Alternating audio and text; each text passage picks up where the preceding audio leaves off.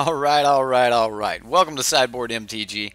My name's Eric, and it's time for another of Dev's deck. He was very excited to bring us this deck. It's Simic Climb, and if you looked at the meta coverage or the top 8 deck list from this weekend, you've seen that there were a lot of the components of this deck in some of those decks. And if you look even further into the top 16 and 32, there were quite a few Simic-based Climb decks. Most of those had a third color, so it looks like there's a lot of validity to the strategy. We'll see what Dev's got in store for us in just a moment.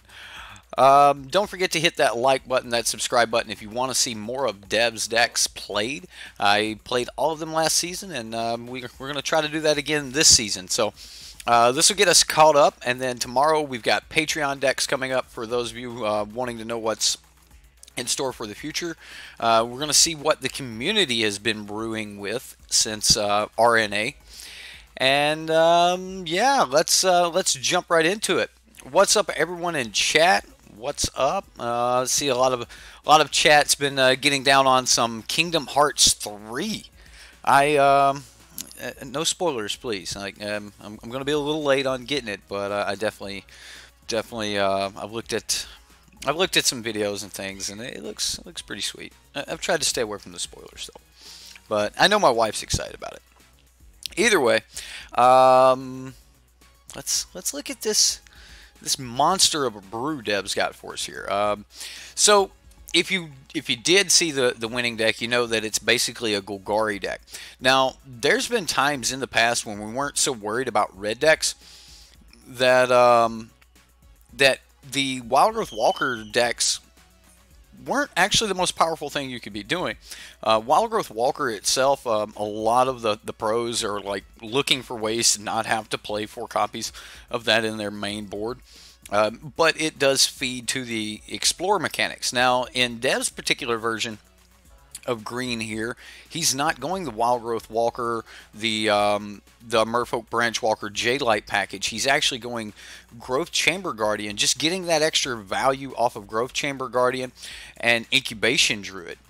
These are just really feeding into what is probably one of the biggest nuances in our meta, and that's Hydroid Krasis. Having Incubation Druid and getting to put a +1/1 counter on it on turn 3 can really open you up to a ton of mana on turn 4.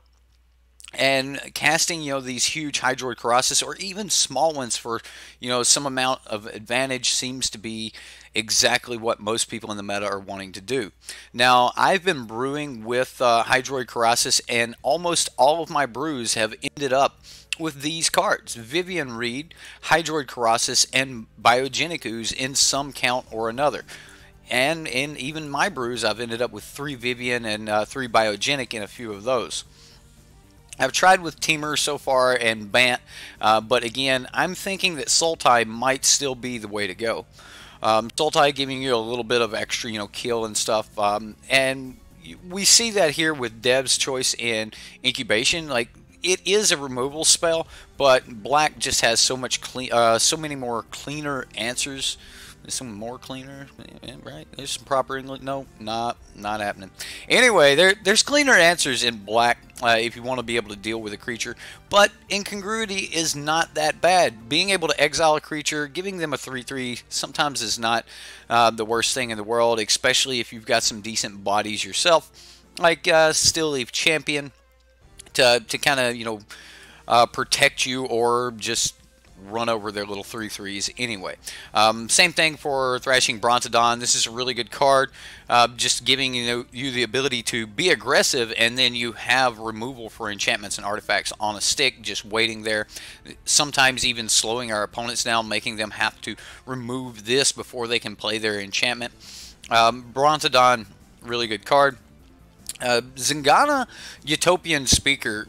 This is, if there was a card in this deck I believe the deck could do without, or you had a free slot, this would be the first thing that I would want to start cutting, just because I don't feel that we're going to get a lot of value off of it unless we're pulling it late game. It's just never good on the curve, and Dev said this in his video. Again, if you guys want to go check out Dev's video, it should be up there. It might, I know one of his videos is up there. I now think that I forgot to put it up there. I will fix that. It will be up there if you're watching the replay. Um, Zagana just it's. I think that we have more powerful things that we could be doing for 4 mana, and because we're not in black, that cuts out Ravenous Chupacabra, Vraska's Contempt, Hostage Taker, those type of things. So if we're stuck in Simic, this may be the best thing that we can do. Incubation Congruity is a good card. Exile a Phoenix, find the Hydra. Right, well, yeah. I mean, I like to look at the top 5 cards of your library and put a creature card in your hand. Like that seems really, really sweet. If you need to get rid of something, you can. Too bad you can't like fuse these and cast both halves for 4 mana. Man, that'd be epic. Oh, anyway, we've got Land of War Elves to give us early ways to get into, like Steel Leaf Champion, which that can still be a blowout. So, split cards could be a good reason to play Mission Briefing. It could be. There's a lot of really good split cards right now. If we look at the sideboard here, Deb's got his Carnage Tyrant still in the deck. They're over in the sideboard. Cruel Harpooner, another just really decent card. Being able to like shoot down opposing Lyras and things. This deck should have very little problem with dealing with things in the air, mainly because of Vivian Reed. Frilled Mystic, pretty decent little card to bring in, giving you a body and allowing you to counter a spell. Additional Thrashing Brontodons. We've also got Negates, Spell Pierce, and Disdainful Stroke as counter spells, and along with the Frilled Mystic. And then Mass Manipulation. This card, even though it's a ton of mana, this deck can actually produce a ton of mana, especially if things are going right for you. And in most situations, if you want things to go right, then you're going to be behind a little bit. And this is definitely a card that can help you catch back up. Stealing a Teferi, stealing their best creature or something like that seems pretty decent, right? All right, so that's the deck. Let's get into some gameplay and see how it plays.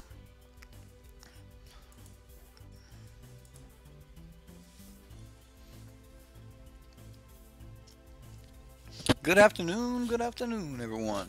Yes, sir. Good afternoon, James. How are you? I know how you are. You're doing good as usual, aren't you? Well, I mean, we have the Incubation Druids. We just don't have any blue mana.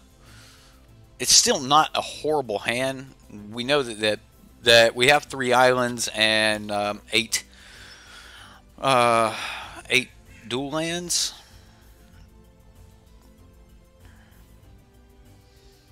Jeez, I kind of want to keep this, but I'm not for sure. Not for sure. Just a little late as you got back from a jog. Oh, look at you staying in shape. I'm gonna keep it, and we're gonna see if we can just hopefully rip a blue source off the top. We've got a couple turns to do so. And see, Grove Chamber Guardian kind of goes with. Maybe I should have mulliganed to a Land of War Elf. Ooh, Merfolk Mistbinder. See, this feels really bad. Alright, so if I Incubation Druid here, I can Land of War Elves and Grove Chamber Guardian next turn. Or I can Incubation Druid and Grove Chamber Guardian next turn. I don't expect him to have sweepers, but he could have something like a sleep or something.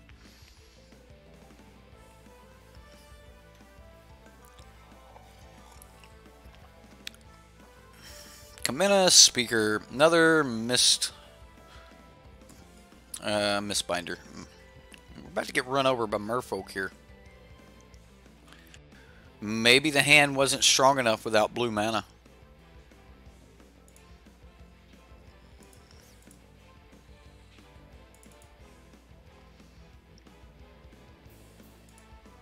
Like, we really need to turn this into a 4/4 just to get things to stop.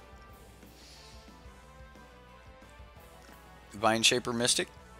There's Battlefield. It gets to put a +1/1 counter on something. We take, what, 12 points of damage here? Oh, look. Breeding Pool. Where have you been?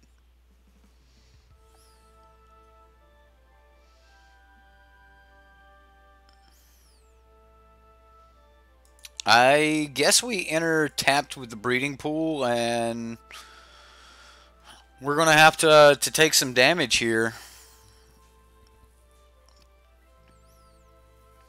Like we have to go into unfavorable blocks first of all, but we will get a growth chamber guardian back. Ouch. Ouch, ouch, ouch. Vine Shaper Mystic doing work.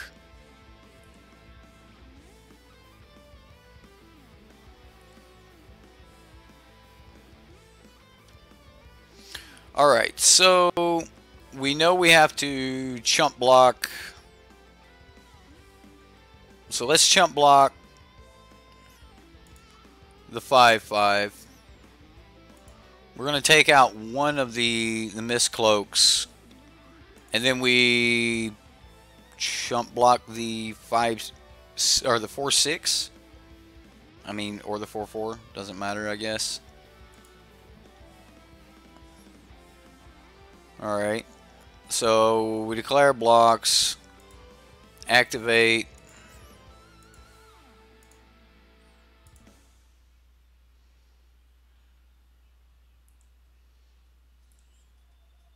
We'll use the ability. This hurts. This hurts a ton. I think we're just dead.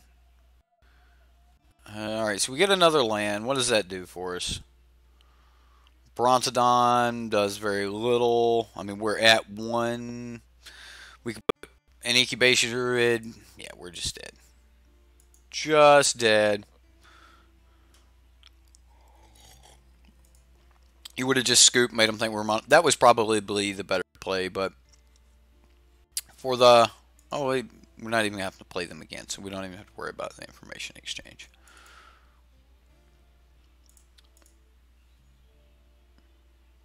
We gave such a weak performance, the opponent didn't even want to play a game 2. Oh, darn.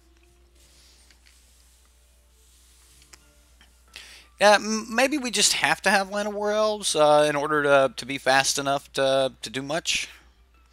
The deck definitely feels like we need a little bit more removal, but unfortunately, you know, Merfolk just outgrew anything we could do. I mean, if the game would have continued to go further into the late game, we should have been all right, but the Merfolk deck, it just produced too much too quick. Going wide and tall is pretty decent strategy. Let's get rid of this white. All right. Play Brash. I would have, that Brash looks like it would have been the next step, but I mean, we would have still died on board.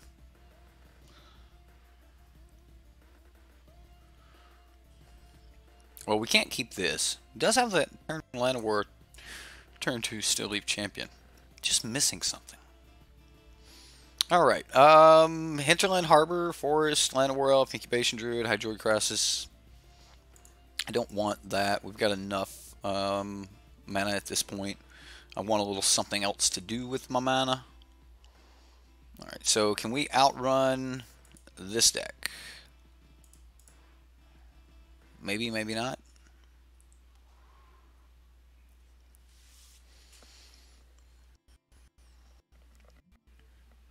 Okay, so he's green as well. Is this another Merfolk deck? Alright.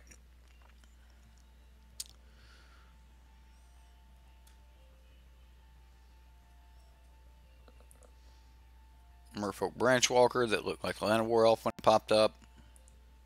Tell me someone else seen that. Field of Ruin entered the revealed card zone. Well, that'll deal with a Hydroid Climb if I ever flip it. Alright, so I definitely want to get the Incubation Druid down here. But getting a Hydroid Climb down doesn't seem bad either. I think I want to get the Incubation Druid down. Next turn we can play land and climb, put a counter on Incubation Druid.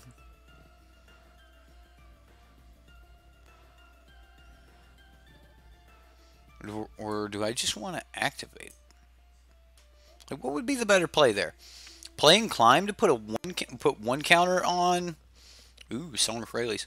To put one counter on Incubation Druid, or just using the mana? Because if we use Climb, we'll get one counter and then we'll have mana left over. We'll actually be able to have 4 mana left over, so we could play Hydroid Krasis for 1. I don't know if that's enough to win this game.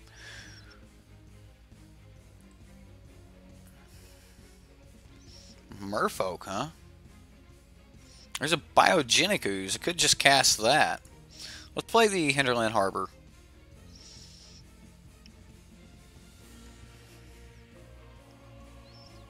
I kind of want to just cast Biogenic Ooze.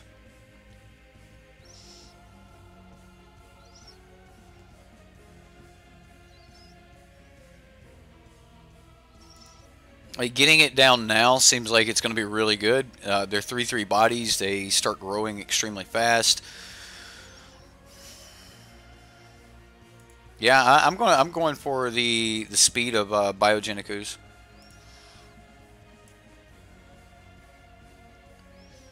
And then next turn we can set up for a big Krasis to refill our hand.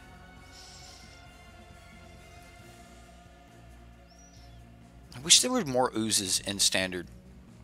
There's only 3. There's Venifar, the ooze that breaks equipment when you swing at it, and like Corrosive Ooze or something, and the Biogenic Ooze.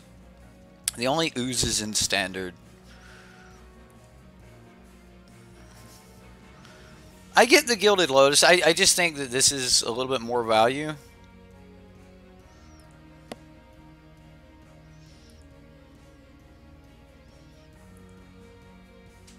Like, we're going to be adding a ton to the board, but we do need to apply pressure. And we can go with another Hinterland Harbor. That's fine. I think if we just go Climb here,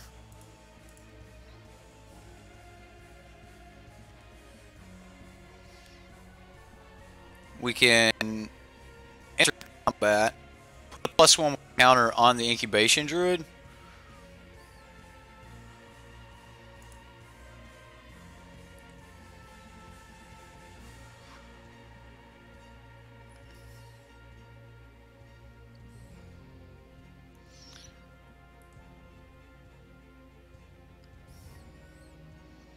Do we start swinging?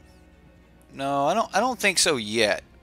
I am going to go ahead, produce mana here, and produce another ooze.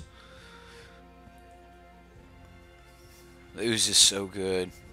Now I've got 4/4s, and the next turn we can start doing more damage. I mean, we're going to start taking a beating, so we've got to really kind of take off with this pretty soon. Yeah, big Krasis incoming. Link's Mysteries. I like that. It's pretty cool. Oh, now they can't be blocked. So we're just going to take the beating from everything. Okay. Are we dead? I don't think we're dead. What's the math? 6, 9, 10, 11? I mean, we're dead next turn, so we need to find a way to kill our opponents. Alright, how do we do that? Or gain enough life that we don't have to worry about it. And he got Vigilance.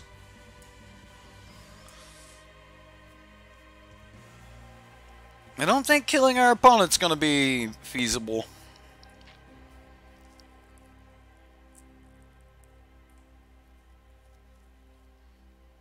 So let's go with Hadana's Climb on Biogenic Ooze. Flip Hadana's Climb.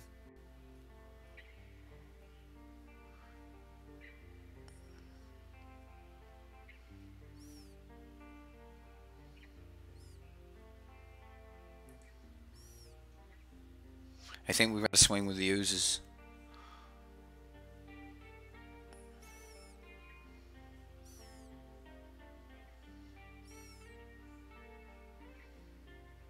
we can swing 10 with this ooze.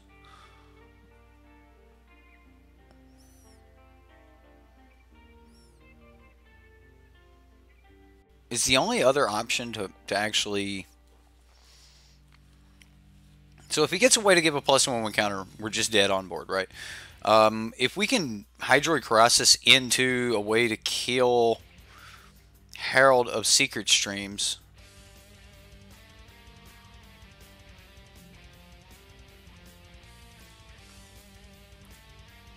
I'm just going to swing. We're going to see what happens.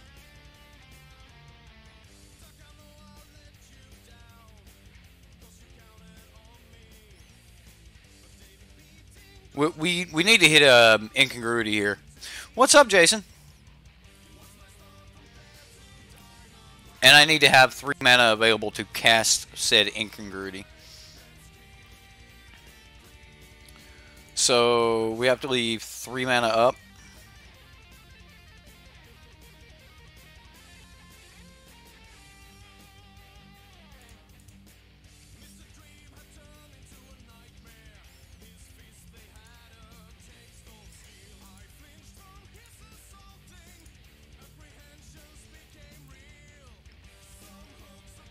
It's actually 4 mana available, but we have to leave. If we go...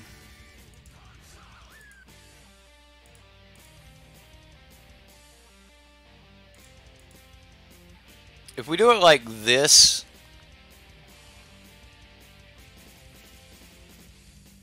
we get a slightly bigger body.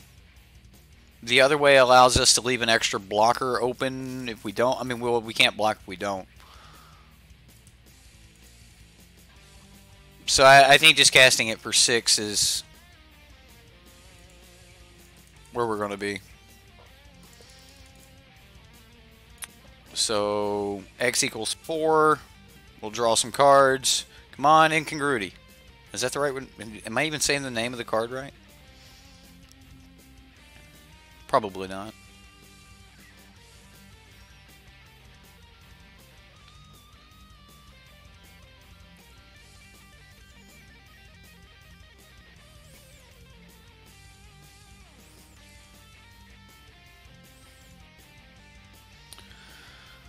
All right.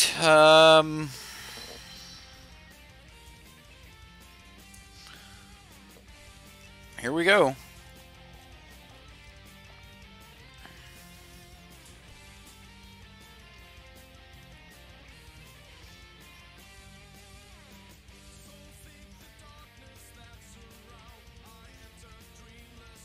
Sure. Just don't have something like a Spell Pierce.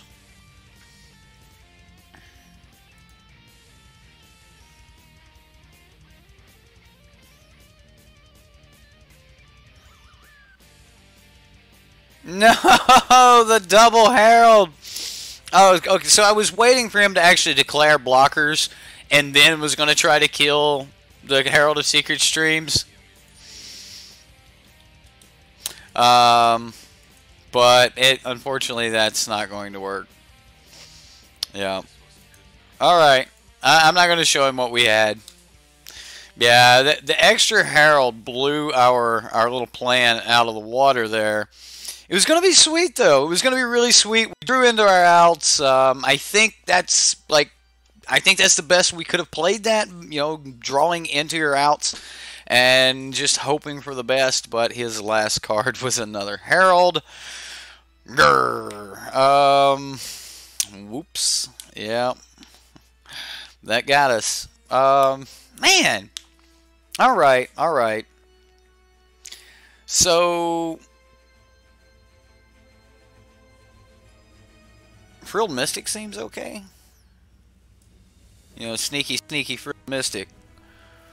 And then, you know, I don't think we need, like, Crawl Harpooner.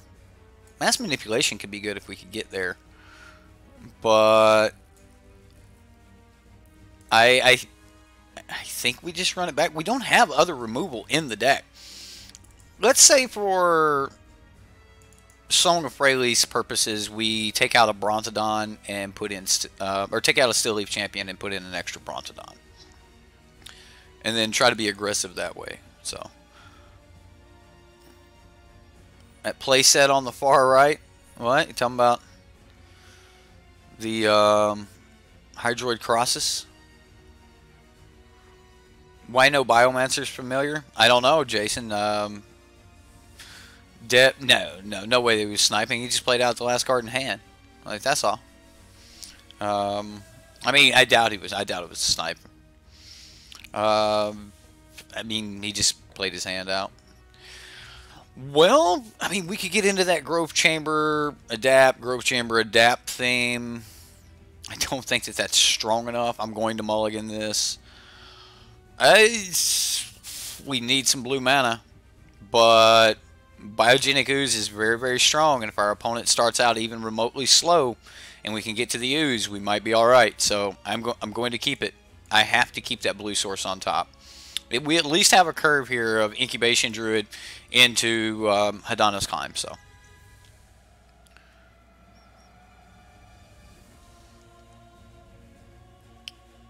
a $5 deck. This is definitely not a $5 deck.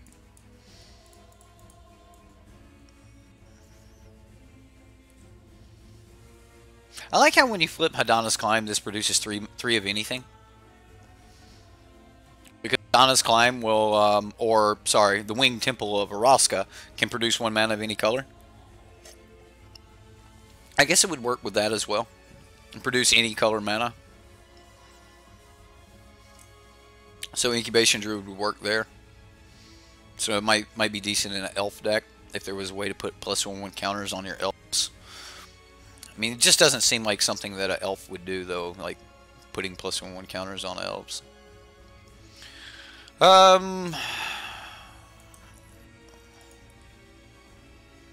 There's another Incubation Druid, so I mean, we're about to grow out of hand a little bit. I may even just swing here. I guess I could actually just play the other Incubation Druid this turn. That seems legit, right? Just go ahead and play the extra one. Add more to the battlefield. I mean, we have an extra land left over, but it feels right. Then next turn we put a counter on Climb. Or a counter on with Climb, and we have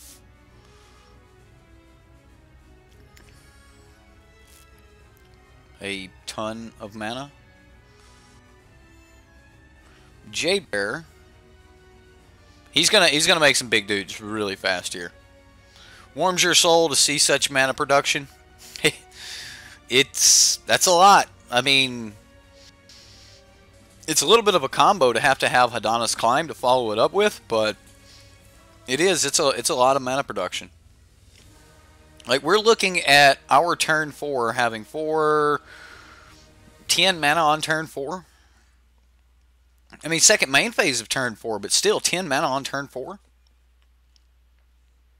10 mana on turn. Wow, we're gonna play a Druid or play a Ooze. The Ooze is gonna get countered, but we're gonna play an Ooze. Krasis would be great. Yeah, I'm gonna take the hit.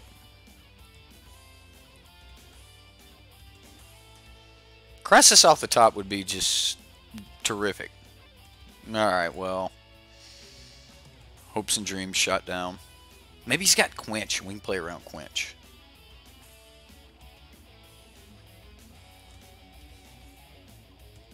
So we'll go to combat. We put the counter on the additional Druid. No swings. Green, blue, green, Ooze. Essence Scatter, right? Or Essence Capture, probably. He should be running Essence. I don't know. Maybe not. I mean, if he's got... That was our hope. That was our chance. Needs Familiar. Just saying. Needs Familiar, huh? You want to be able to activate these again afterwards, right? And put 3 more counters on them. Fair enough. Bye, Ooze. I miss you.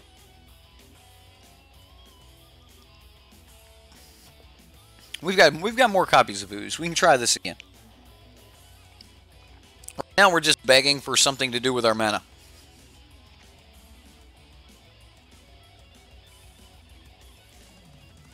Prey upon. Oh no. He just killed 3 mana dorks in one shot. Well, that's not nice. Oh, that's usable. We can use that.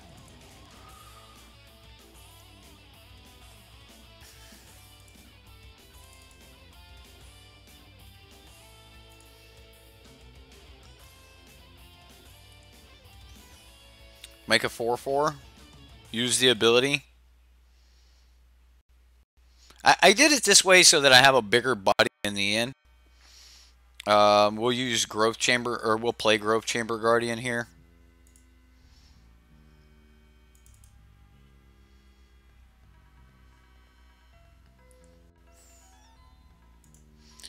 I need to hinder my opponent's output.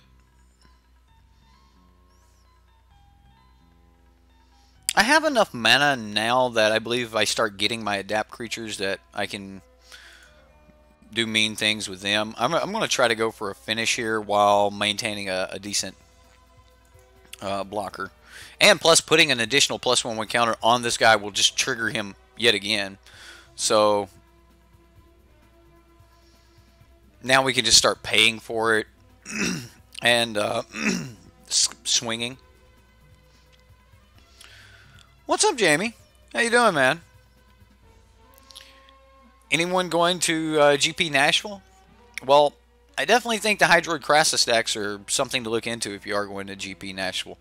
It looks like the Sultai versions of the deck, and that's just showing that one. And I know everyone's going to be like, well, the Sultai is the best one. It came in first place, and it actually might be true. Like the Sultai version of the deck is very, very strong. So if you've got the Hydroid Krasis and maybe you already had the Sultai deck put together, you maybe should check into running it. He's only got 1 card in hand. I definitely want to start going for some damage. There's another Hydroid Climb. That's not bad. If we play Hydroid Climb,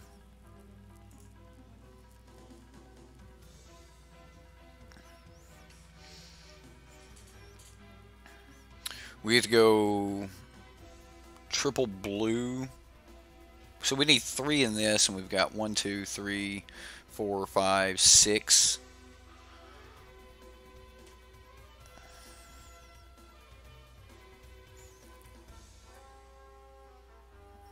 It's not enough to do like a ton else. I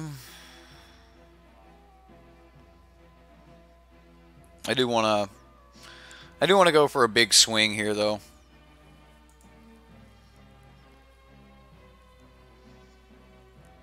So I'm just going to put the +1/+1 counter here. It might have been actually the proper answer to put it on Incubation Druid. But I'm going to go for a 10-point swing this turn.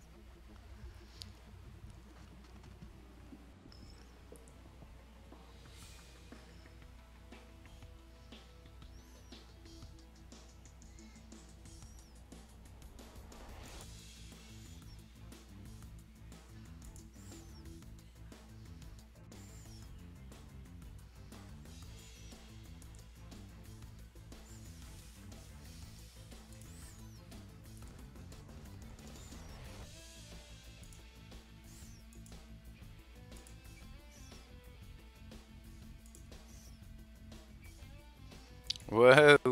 I think I just... Alright, so... Target creature. I'm going to create blue, green.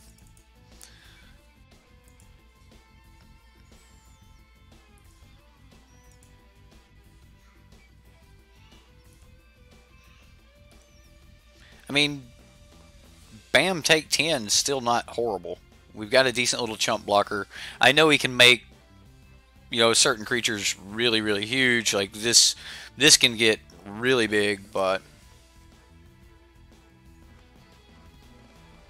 can you activate it twice? No, because of the timing of when it flips. You don't have a creature attacking when it flips, so it's target creature you control. Oh no, it doesn't have to. It's not target attacking creature. All right. So yeah, we had him there with the swinging for 10 in the air. If he couldn't deal with that, then he just loses. So I guess you could activate it twice. And then just make a 20/20? Wow. How broken would that be? Actually, we would have just put the +1/+1 counter on the one that was going to be flipping. Maybe I'll have to look into that. You might have found a line in the deck that I didn't see. Which that doesn't mean much, right? Yeah, I think Fine Finale is the main reason. That's perfect for these decks.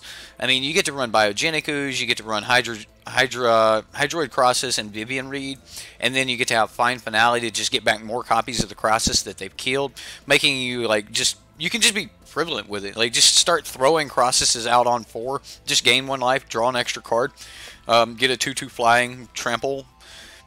Like, no, you're not getting like huge amounts of value out of it, but it's a decent way to spend 4 mana, get a flying 2/2 with trample, and draw a card, gain a life. Like, it's not the worst thing in the world.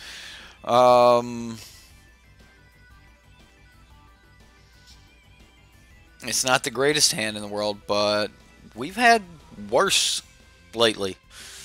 I'm gonna stick with Brontodon. We're gonna see where he can take me. I don't need this stopping my up. Oh, come on, lands.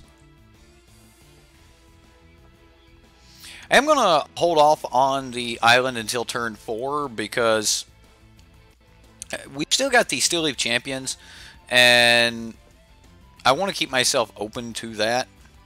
I am going to cast Incongruity here. Maybe like this is the move that costs me the game, but I think Incongruity will be really, really good. I want to just take the Biogenic Ooze, but I also want to take the Hydroid Krasis. I think I'm going to take Biogenic Ooze. And we're going to settle in for a game plan of ooze into ooze and go from there. The opponent hasn't applied a lot of pressure already. I think we may have time, so. You think Simic is strong on its own without a splash? I think that it is a strong deck. And I think anything with Hydroid Krasis is probably really strong. But that's all Hydroid Krasis really does, is just give you more of your deck in the first place. And yes, it gives you that big body, but just giving you my man said frivolous. It just gives you that that big body, you know, and I don't know. I just think that the stronger your deck is without Hydroid Krasis, the stronger your deck's going to be with Hydroid Krasis. So I guess that's where I'll go with that. All right, well, I mean, we get to go Hadana's Climb here, and if our Brontodon lives through this, we'll start having a good-sized Brontodon.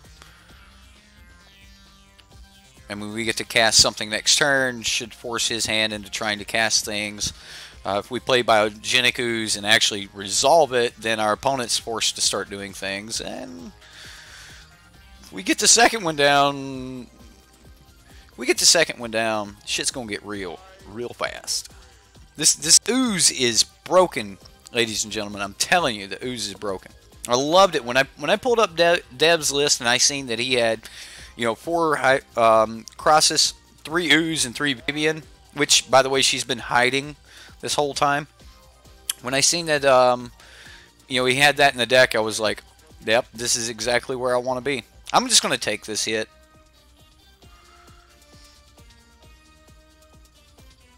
There's a Vivian. So, I mean, we may get spell pierced here.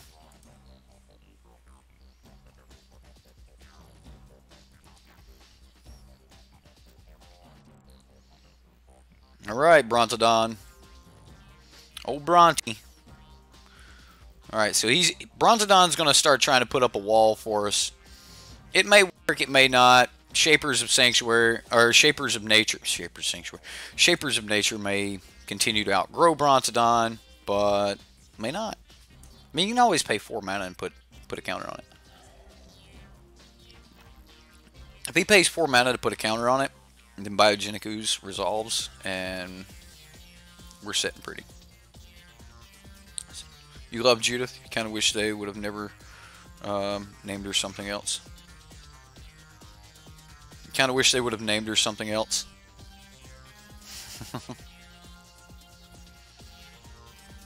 Wow. He's got a 6/6 now.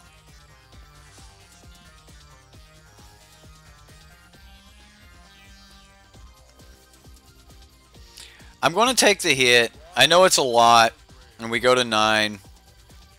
But next turn we're doing a lot better, I think.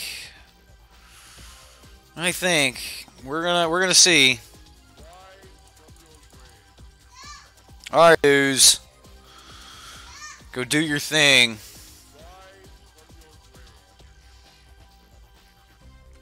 The Ooze has to grow.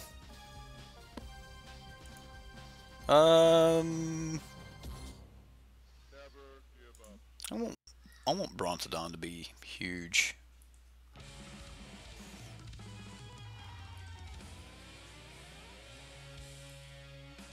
Alright, so now we have 6 power in Oozes, we have 5 power in Brontodon. I can put Ooze with Brontodon in front of Shaper of Nature. He should have a hard time growing it beyond that. Oh, well.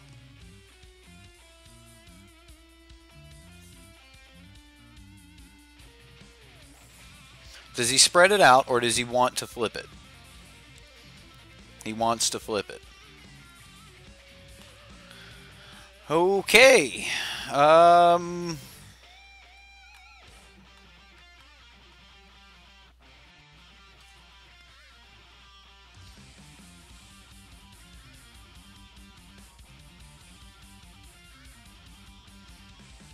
We have to top deck a way to beat it. Beg to differ, but building and playing will or won't show that. Again, your opinion. Could be adding a third color could weaken the guild as well. I agree to that. Adding a third color could. Oh man, you went pure Rakdos for your build.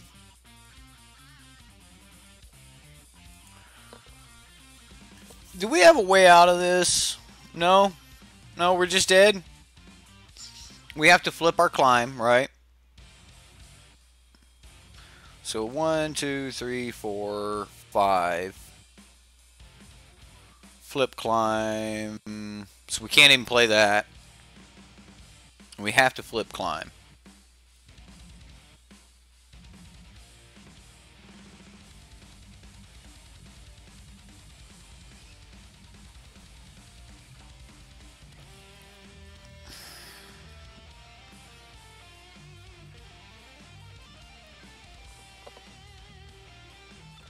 This is brutal.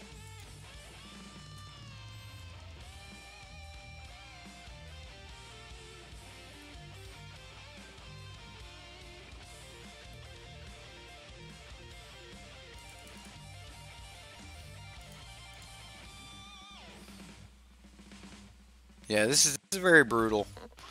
I mean, it's not like just over for us, but it ain't looking great either.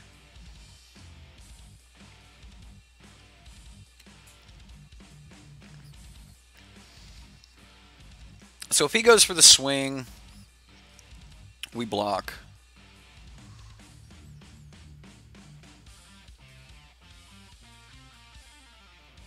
I I also think that our mana base may be smooth enough right now that you're not actually going to hurt a deck by being in 3-color. The big thing is you got to ask yourself, why do I want that 3rd color? Like, what do I want in this deck? What do I need in the deck? What can I not answer that I can answer if I'm going to get that 3rd color? And Herald of Secret Streams getting through our board stall. Arrgh. It means it can't be blocked. So, poof. So yeah, if you're wanting to add a 3rd color to your decks, the mana base is pretty straightforward. In most 26 land decks, you only have room for like a couple basics. So you pick the one color that you don't need a basic of that color, and you just run one basic of the others, and everything seems to be the way to go. The mana bases have been really sweet, just taking stock. 4 of this, 4 of that, 4 of this, 4 of that, and you can pretty much hit just about everything you want fairly consistently, which is pretty sweet. I mean, we've got a great set of mana bases right now. A little trickier when you get into 4-color. I'm not particularly good. I recently learned how bad I was at producing 4-color mana bases. They take a lot of trial and error. And when you get to splashing that extra color, you kind of gotta really think about what turn you want to play the card that you're splashing. Do you plan on playing it every game? That sort of thing. How reliable you need to be on that, and you usually have to find some middle ground in there of am I willing to take a 70% chance at casting this on curve, or am I prepared to wait 3 or 4 turns well after the curve of a spell to cast this off color, and that's hard to range sometimes in 4-color bases. Some people are a lot better at it than others. I like to think that Ali Antrazi is a master of 4-color and 5-color decks, but even he cheats on some of those, like the mono black Lich deck, or the mono black Chromatic Lantern, Chromatic Black deck.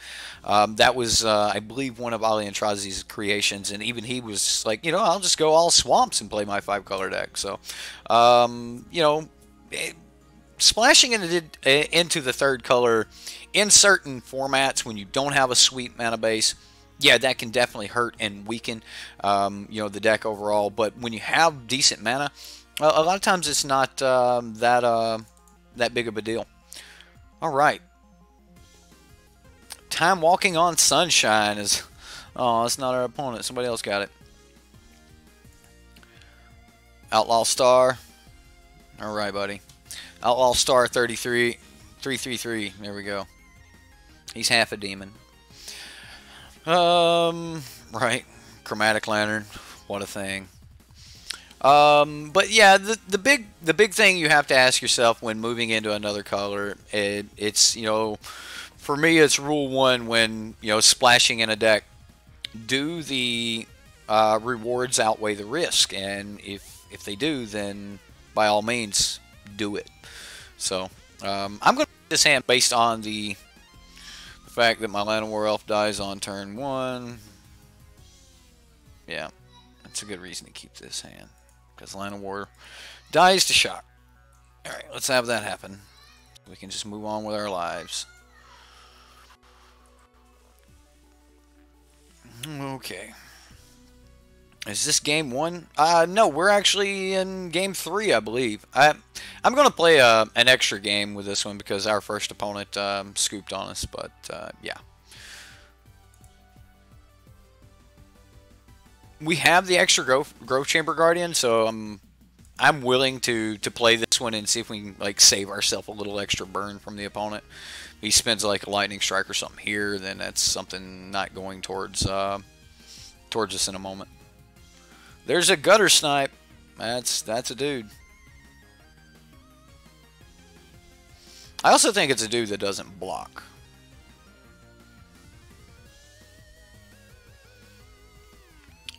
So which is better? Still leave champion and leave this unguarded? I think I just want to swing.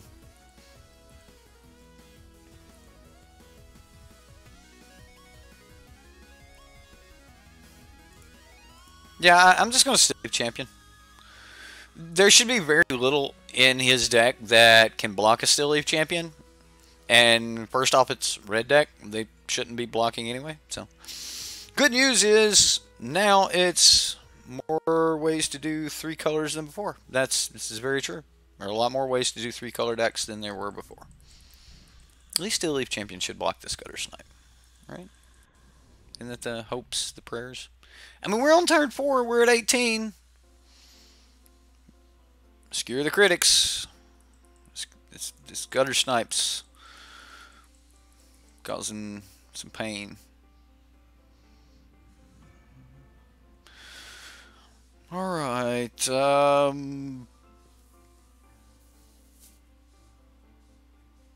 I guess we just breeding pool. We're not going to pay the life. We can hold back by just keeping Grove Chamber Guardian healthy. Keep him from swinging profitably anyway.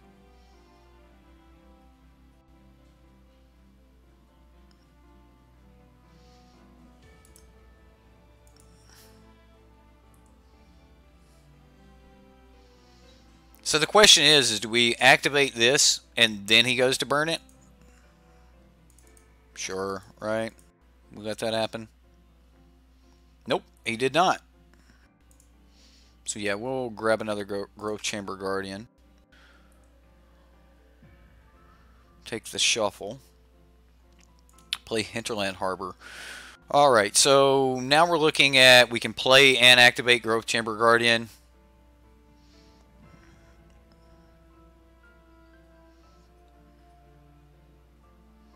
We could also Grove Chamber Guardian and Brontodon, which would give us 2 blockers. I think that's what I want to do. I mean, because I have the backup Grove Chamber Guardian if we lose one of them. And then that makes me just want to swing with everything this turn. Our opponent's only got 2 cards in hand. As long as we can stop creature damage, we should be in a decent spot. I actually expect him to start blocking here soon.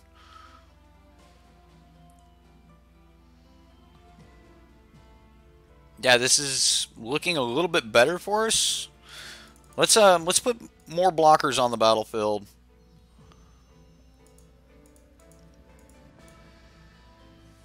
This feels right. Grove Chamber Guardian, Brontodon. That's the line you liked as well. The problem is this lightning strike's hitting for 5. We only hit for 5 that turn. I mean, we're threatening lethal on the crackback here. If he doesn't get another blocker, I got 1 card in hand. Jaya about. That's not gonna do it. Jaya's not gonna do it.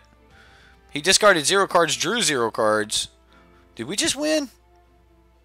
We just won. Yay! Go us!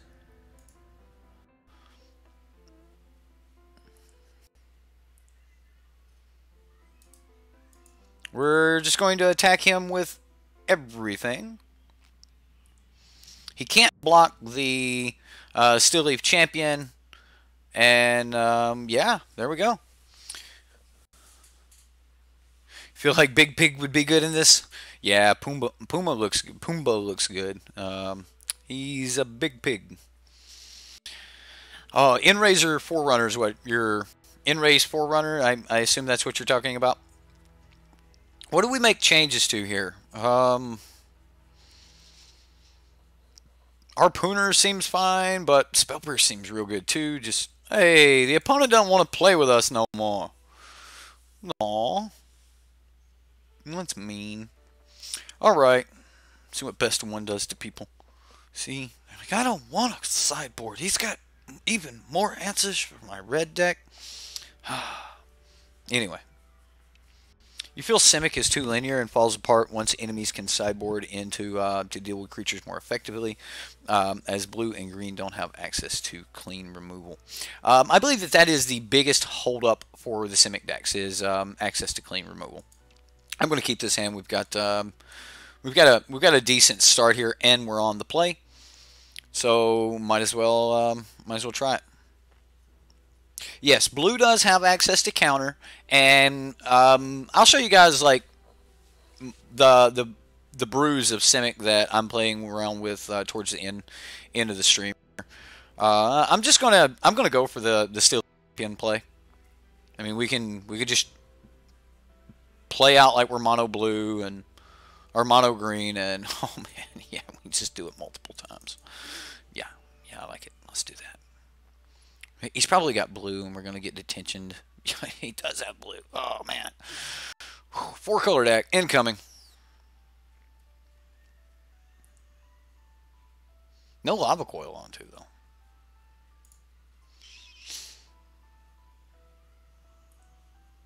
I mean, I would be swinging for 6 here, and that wouldn't be that bad. But I'm gonna growth spiral. I like it. I like it. I mean, I don't really like it. I don't like him getting the extra little something there. I'm gonna go ahead and make use of my mana. I'm gonna cast this split card, incubation. See what we got incubating. I think that he might be a deck that has.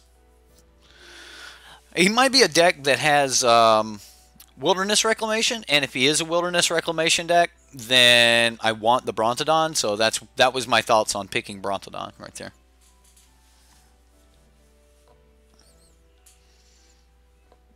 You're gonna make me right upon it. Is this Wilderness Reclamation into Chemist's Insight? Just do it. Wilderness Reclamation. He might not even be able to Chemist's Insight because he has to fog.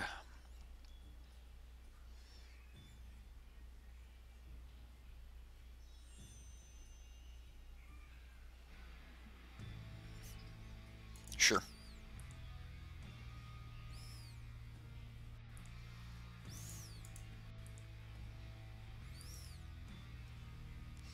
Do we get the fog? No fog. Ooh, no fog. Well, we lose Brontodon here. I guess I should have swung Milano World to get that extra point of damage in.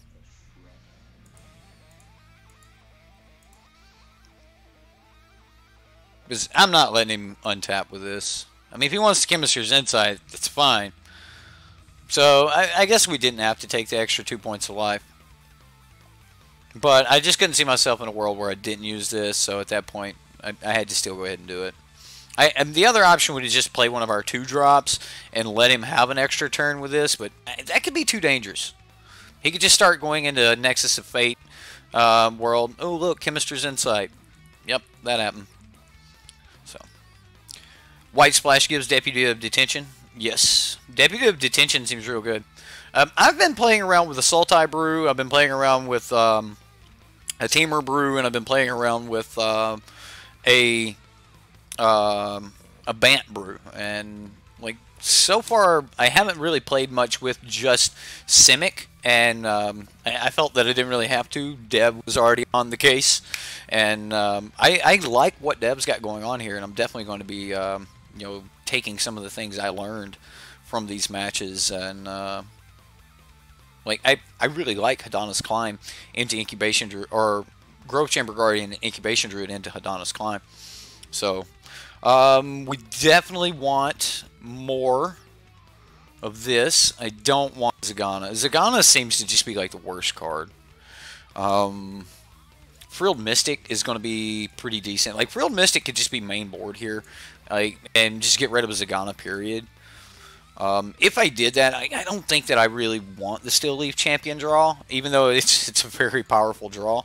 I think Disdainful Stroke, all of this seems to be really good, and because of that, I don't think that we're going to need this Growth Chamber Guardian recursion theme.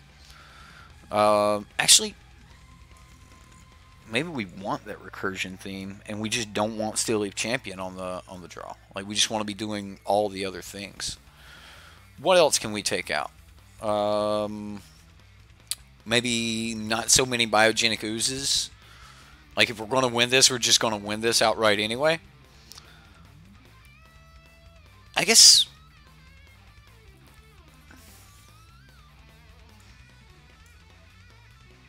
I don't need... Watch him have all kinds of creatures, and I'm going to be wishing I had those. Carnage Tyrant seems good. I don't know. I'll keep him one incongruity. Just one little something, right? You have a 4-color deck. Red for Gruul Spellbreaker and Rhythm. White for Knight of Reliquary. Knight of Reliquary. Knight of Autumn. And a Johnny, mainly. Yeah, okay. You play a Knight of Reliquary? You're cheating, man. You're cheating. It seems to be a good hand, but if we don't hit a blue mana, oh, we're in so much trouble. If we do hit blue, though, we're going to be all right. I think I'm going to keep it and just, risk it for the biscuit. We still got game 3 if we lose, though. So, all right, risk it for the biscuit.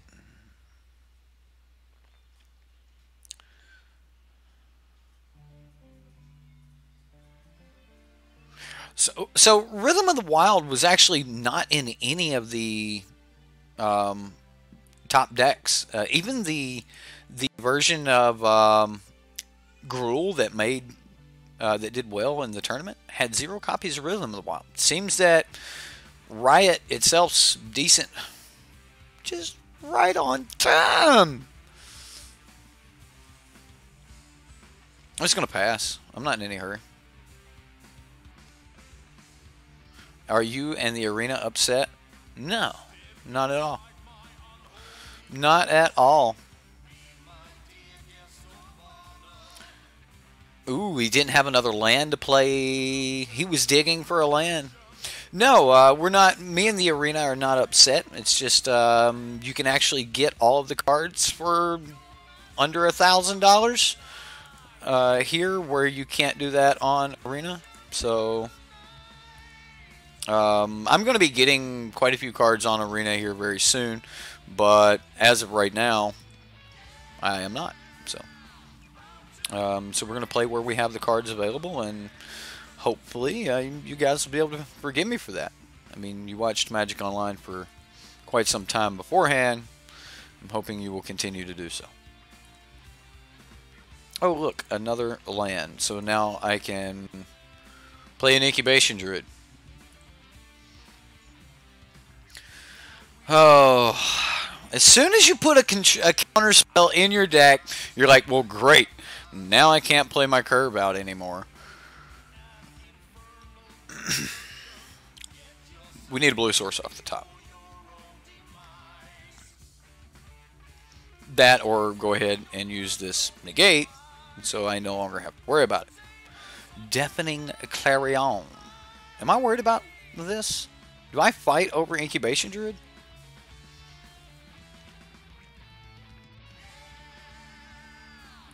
I don't think I do.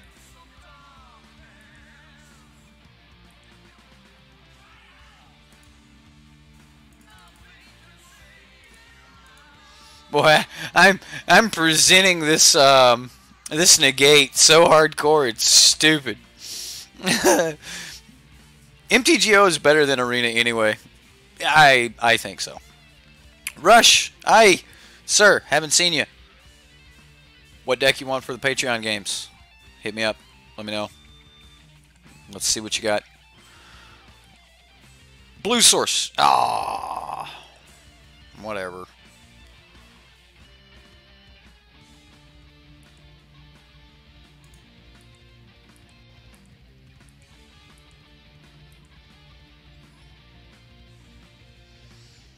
I can't play anything. Whatever. Hey, we're fighting. We're doing things. How do I feel about your Abzan comment above? Let's see it. Abzan comments. All right. Abzan is your baby. How do I feel about a green-white Angels list, basically, but black splash for Big Veraska, Fine Finale, and Mortify? I really like Fine Finale right now. Mortify is also a really powerful card. Like we see that there are quite a few decks that are hinging on powerful enchantments like Hydroid Climb and Wilderness Reclamation. So Mortify is in a really good spot as well. And even like if they're a control deck, then they have some type of enchantment for you to hit. If they're not a control deck, then you've got creatures to kill with it. All right, well we fight over this.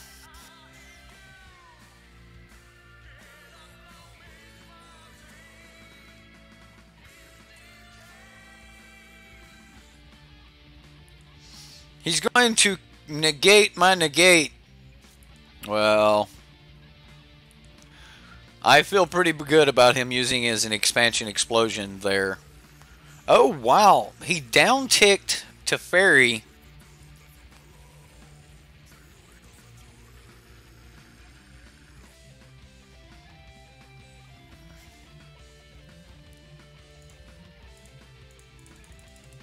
I'm going to play my Planeswalker and look for blues. Hinterland Harbor looks great. It's the best I've got right now, guys. Like I'm just trying to play around the Nexus of Fate and hope our opponent gets kind of, I don't know, hope he gets a little, whatever. Just spend all your mana, dude. Just spend all of your mana. He's never going to spend all of his mana. Here it comes, ladies and gentlemen. Here it comes.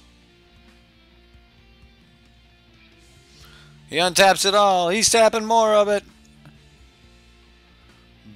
Bam! Wow. The huge untaps. Here comes the Nexus of Fate. Even more taps. Chemster's Insight. He's going for it. He's going for it. Drawing all the things. He's taking his next turn. Teferi's up. Boom, boom, boom. A Spell Pierce may just not be enough. What's up, Jack? As far as Angels go with Abzan, like, I really like Fine Finale. I assume you're running like Angel of Grace. You're running like the Seraphim or something like that. The one that can get like Vigilance or Death Touch. Yeah, we're playing against Turbo Fog. He's currently trying to thin his deck down so that he can cast more Nexus of Fates. Just flashing back Chemistry's Insight, throwing cards away. Got 6 cards in hand. So Wilderness Reclamation untap. So he'll untap with Teferi, float 2 mana. Now he'll untap with Wilderness Reclamation, float even more mana. Nexus of Fate. I've got a Spell Pierce. There's not much I can do here.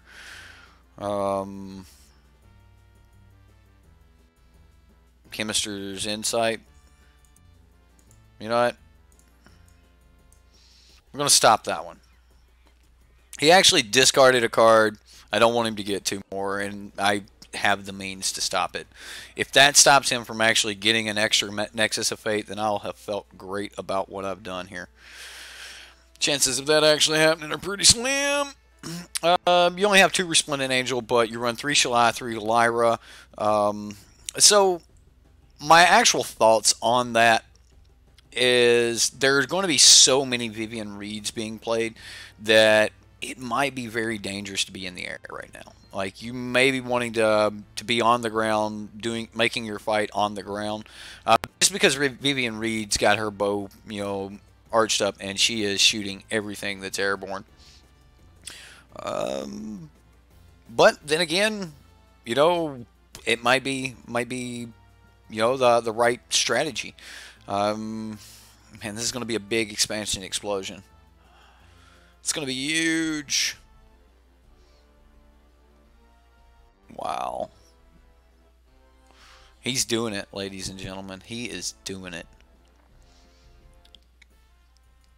Bear River Smith doing it. and left open enough mana to cast Nexus of Fate. Look at that. 14 cards in hand, ladies and gentlemen. 14 cards in hand. He'll move to cleanup, throw away everything he doesn't need, which is pretty much a pile of land. Deafening Clarions, removal spells. He's done with removal. Don't need that anymore. Yeah, Angel of Grace seems really, really good. Mainly because you don't care that it dies. Like, once it dies, you activate the extra ability. What, we don't want to keep watching this being formed? This doesn't look like fun magic to you? Okay, how about if I just press 6, so we're no longer holding priority and we can allow the opponent to just do his thing.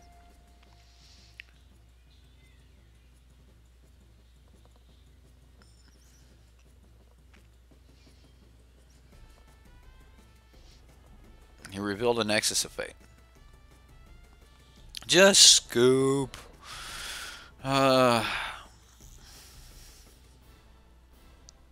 This isn't fun. The opponent goes, concession?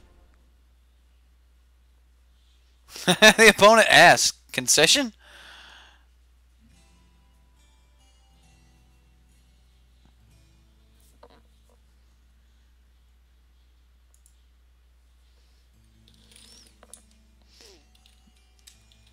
I still have 9 life. The opponent goes concession. I still have 9 life. Come on. Don't call me a douche. You're the one playing Turbo Fog. I like Turbo Fog, but I am 100% prepared that when I play Turbo Fog, I am going to have to finish these games out. Therefore, you should be too. Is it not fun for them? Right? Like, play your deck out, man. Have fun. Play your deck out. I've got an entire chat that I can talk to and enjoy myself with. Bunch of people right here. You just go do you, opponent. You just go do you. Wow. I mean, is he just upset that I didn't just scoop to the Nexus of Fate? You got a cool deck, but you still have to kill me. So get it on with. Fog wants us to just fold? Well, that's not competitive. You got to be able to finish them out. Otherwise, we're going to time. Hey, his clock's ticking right now. Completely ticking away. We've still got game 3. Right? This ain't arena. There's a clock. I've got 4 minutes more than you do. Clock game. Oh, Jason, I know you have the clock emoji, right? Right. Show me the finisher. Now, if he shows me one card that could deal 1 point of damage, like just play a Dawn of Hope. If he plays a Dawn of Hope, then I assume that he can just take infinite turns and beat me to death with a Dawn of Hope. But as of right now, I don't know that he doesn't have more than 2 explosions in his entire deck. So if he doesn't have more than 2 explosions in his entire deck, he may not have another way to finish me. So yeah, show me a Dawn of Hope, something that will actually produce something that will kill me, and I will scoop. But you do need to present a win con. I think even Reed Duke said this exact same thing when he was playing against these in one of the latest videos of his I was watching. You know, like, I'll scoop as soon as you go ahead and show me how you plan to beat me. I get that you can beat me in the long game by just rotating through these cards, which I'm prepared to make you do. Doesn't Teferi count? Not when there's a clock on the battlefield. It's a clock issue. You show me any way that you could stop this without having to go through my 45 cards, then I'll concede. But I've got 45 cards left in my deck, and he's got 13 minutes on the clock. And we've got game 3. No, he won game one, right? I assumed the opponent just got mad and got up. He's like, I'll just walk off for a few minutes. I'll come back. We'll go back at this. Tick tock, tick tock, tick tock. Yep.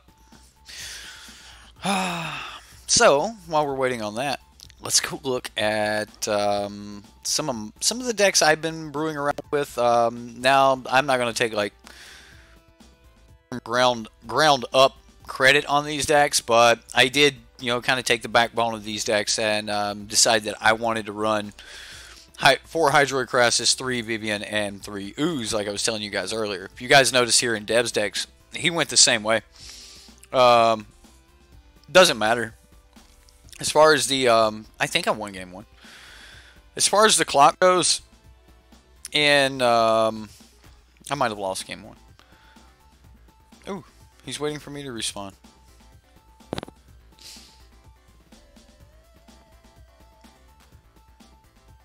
He's not waiting for me to respond. He's just going to keep doing his thing. He's back. He's back at it.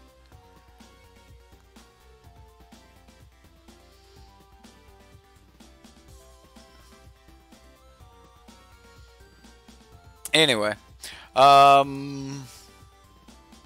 back to the decks.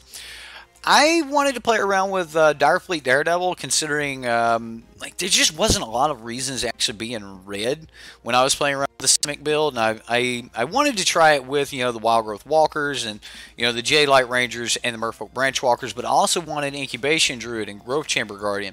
So I'm kind of heavy on 2 drops and just kind of playing around with this idea. I am loving the idea of having some counter spells in the main board. I don't know exactly what you really want there.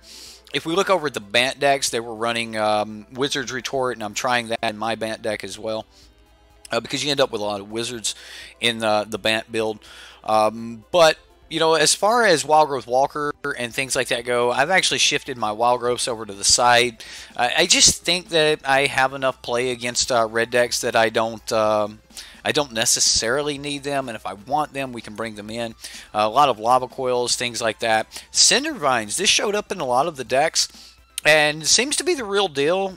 There's, if you have a Cinder Vines out on the battlefield against the Wilderness Reclamation deck we're playing against right now, you're going to be doing a lot of damage to them. They've got to go through a lot of cards to get you out of your hand. So Cinder Vines, just a good answer to the Nexus of Fate build.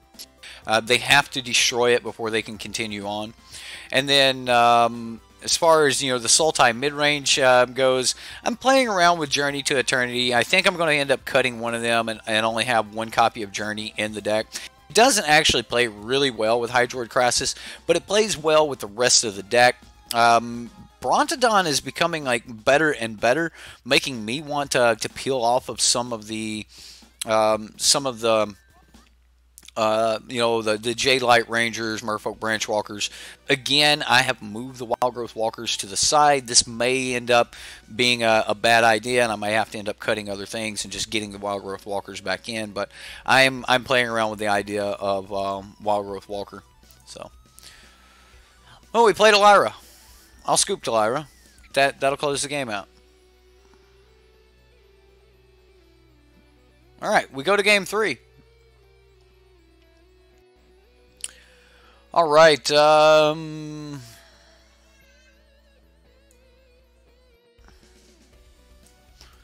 want mass manipulation. It could be wrong, but I'm going to bring in this mass manipulation. You love Cinder Vines? It was your promo card for pre-release, and it seemed really good against control. Yeah, I think so. We've seen some of the decks actually had like 4 copies of Cinder Vines, so pretty sweet. All right, would I like to play first? I would like to play first. I'll keep. Yeah, I mean, I know. Ooh, bam, we've got Hydroid Krasis. I'm actually just more interested in having my mana. It may be a thing where we just don't want Still Leaf Champion because we don't want the mana restrictions that Still Leaf Champion puts on decks. So, I don't know. Because we have the Land of Worlds and stuff, I think I can play the island. I am going to just crash in for one here. I want to activate this incubation druid as quickly as possible.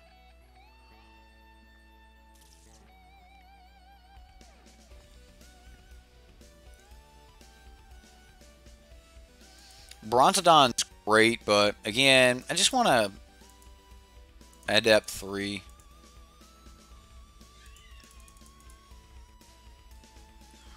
And we're going to pass the turn. Next turn, I'm just going to try to get into the biggest Hydroid Krasis I can. We'll have 4, 5, 6, 7, 8. So Krasis for 6, which will draw 3, gain 3. He's going to be tapped down. That seems great. And then we can follow that up with, yeah, go blue.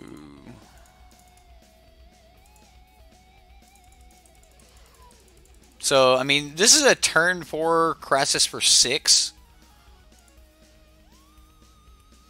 So that's draw 3 cards, gain 3 life. Here's a 6/6 flyer. Hey, Deb said something about this in his video, and he said it wasn't Christmas Land, that it was possible that you could make this happen. Well, guess what? It's pretty decent. Pretty decent.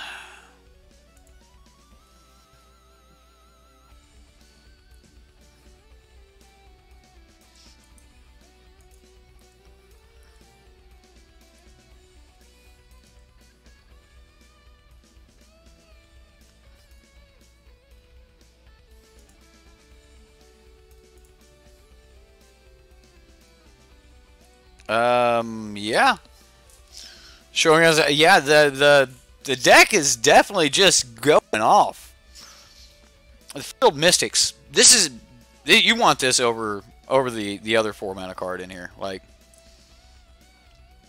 yeah. He threw away a Quench. He threw away a Quench. What are you going to do now, opponent? What do you do now? He's dead. Behold the power of the Krasis. Is that how you say the name of that? Is it a Krasis? Wasn't it Bounding Krasis? Wasn't that a good card? Didn't we play that at one point? It was another uncommon. Just entered the battlefield and tapped or untapped something, I think. Yeah. I don't even remember.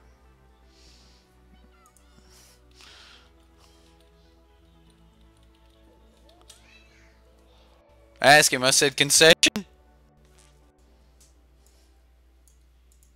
Alright, so we're gonna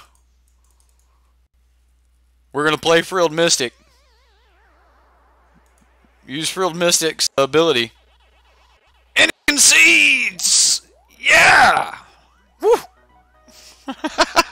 I know. I was a complete arse right there, being a little facetious, but yeah. At least we got to on a really high note and just beat the snot out of Turbo Fog. Beat him so hard he had gas. You know, whatever. We're gonna move on. That was a sweet win by the Dev's Simic Climb deck. Definitely just the sheer power of Hydroid Krasis right there, definitely coming out. Incubation Druid showing you exactly what can be done with this deck. Even though Land of Worlds was just kind of pinging in there, but yeah. Normally don't troll, but they asked for it. And that's how I am. I normally don't troll, but he wanted me to concede without showing me a solid way to beat me. Because his way wasn't necessarily going to win versus the clock. That Turbo Fog deck had the least amount of fogs I've ever seen. They actually only play like one set of fogs now. If we go look at, is there a Turbo Fog deck? There wasn't a Turbo Fog deck that did well. There was a Nexus of Gates deck, Wilderness Reclamation, Gates Ablaze, that sort of thing, running Nexus of Fates. There was another Gates deck that did okay. Simic Nexus, it runs Root Snare and 4 copies of Wilderness Reclamation, and that deck's basically just wanting to Hydroid Krasis on its main phase and then untap and do all these instant speed things at the end of turn, which is another great way to spend all of your mana, right? You have your Hydroid Krasis be the sorcery speed spell, but yeah, the Druid definitely doing work, but then again, if we didn't have the Llanowar Elf, none of that would have worked. So Llanowar into Druid, use both to activate Druid, cast gigantic Krasis on 4. Yeah. I mean, on turn 4, get a 6/6 flying trample, draw 3, gain 3. That's where I want to be right there. That feels good. Anyway, yeah, Dev's got a pretty sweet list here. I think if I was going to make any changes, and even though we won based off of Steel Leaf Champion against some of the decks just coming in so hot and fast with Steel Leaf Champion, that maybe that's enough to keep it in the deck. Needs Biomancer's Familiar. All right. If we do look at some of the where's the one that had Biomancer's Familiar? There was a version of the deck that had Biomancer's Familiar. Maybe it was the Sultai Climb deck? No. The Teamer Climb deck? No. Wasn't Selesnya Tokens. Bant Climb. Yeah, the Bant Climb had Biomancer's Familiar. This was the one that was also running like a bunch of wizards, so like you had Deputy of Detention, you had Frilled Mystic, you had actual counter spells, and then Growth Chamber Guardian and Incubation Druid, so that you have those same lines, but Deputy of Detention as the turn 3. So maybe add Unsealing. Oh, guys, why?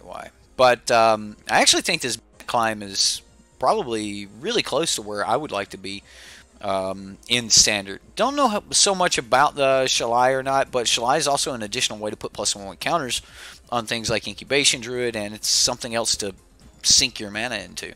So a lot of decks did really well based loosely around what Deb's got going on here. The one thing I would cut right off the bat, though, Zagana's got to go. The card's actually not that great in this particular strategy, and Frilled Mystic would just jump into the main board for me right off the bat. Like, if I would just make that swap so fast, and would probably end up trying to cut something else somewhere else to have more copies of Frilled Mystic. So cards just bonkers. So I only cast Krasis for 9 mana for Unsealing, but on cast Krasis is a 0/0 and will never trigger Unsealing, no matter how much X costs. Y'all get me all the time, just saying. Shark to Crab. I don't know about Shark to Crab. 0 CMC, that's right. Yeah, well, it won't be a 0 CMC. It will be 0 power and toughness, which is what Unsealing looks for. But yeah, right.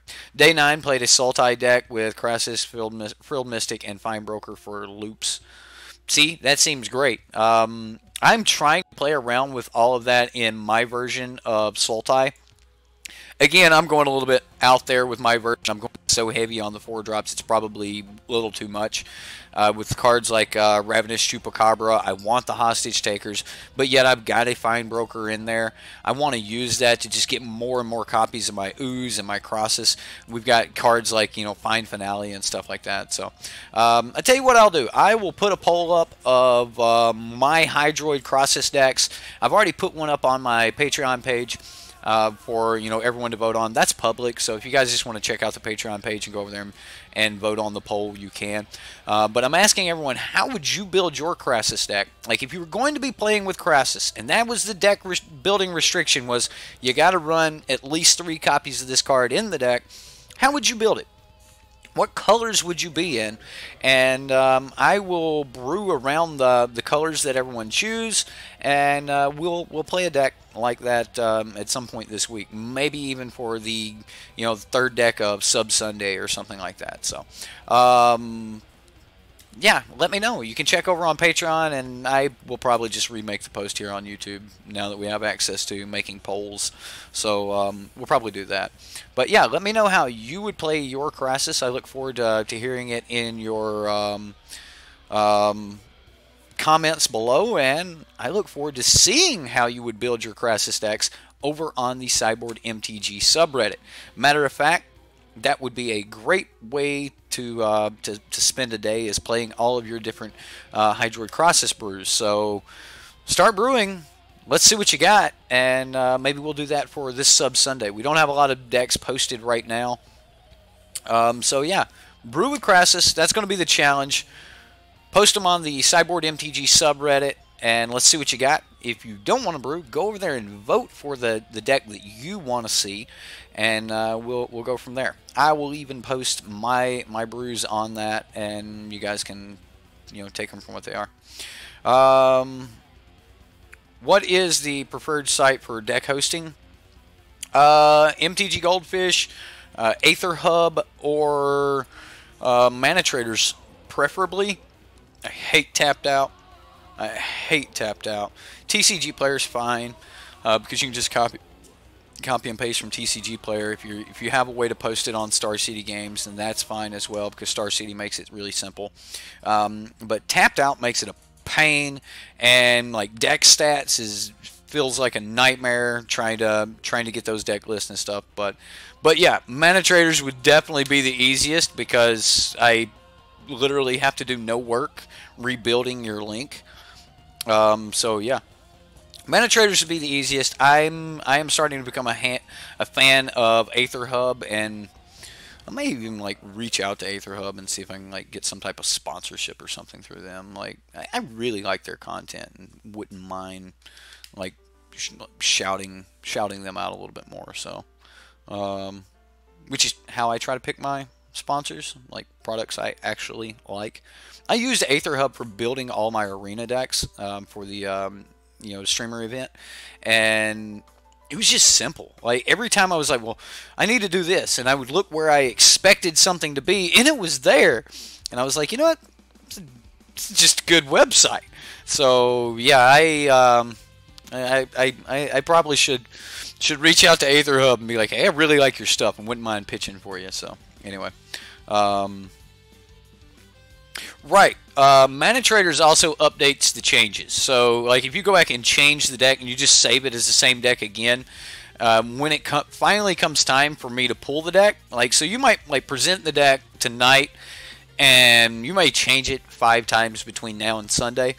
And if you do that on manatraders and you just keep saving the same link, when I finally go to pull the deck, it will be whatever your latest version of the deck is, so you won't have to like post it a whole bunch of different times, and we don't get like confusion and stuff like that. So that is definitely definitely great. But yeah, Aether Hub probably does that too. Yeah. But yeah, that's going to be our show for tonight. I had a lot of fun with Dev's deck tonight. This was absolutely a terrific way to enjoy playing Magic. Like, the cards seemed great. It was very interactive. The games were close. This deck was a lot of fun. So to that one, thanks, Dev. I appreciate it. Great cards, great idea. Love the way you brought the Simic Guild together. Look forward to seeing what you got in the future. As for me, I'm going to go get me some sleep. And I hope all of you have a great night. We'll see you next time here on Cyborg MTG. Don't forget to go to the subreddit and vote. Hit that like, hit that subscribe button, bell for notifications. And there's a number of ways you can support the channel. They're all below. We'll see you next time.